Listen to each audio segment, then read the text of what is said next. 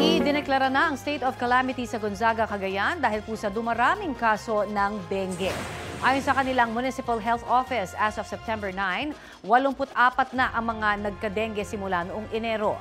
Una nang nagdeklara ng state of calamity sa buong Bohol na may mahigit 5,000 kaso na ng dengue mula Enero hanggang August 24 batay sa datos ng Provincial Health Office.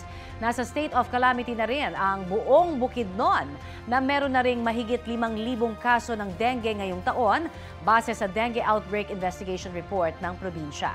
May kanya-kanyang hakbang ang mga LGU ng Gonzaga, Bohol at Bukidnon para pigilan ang pagkalat ng dengue.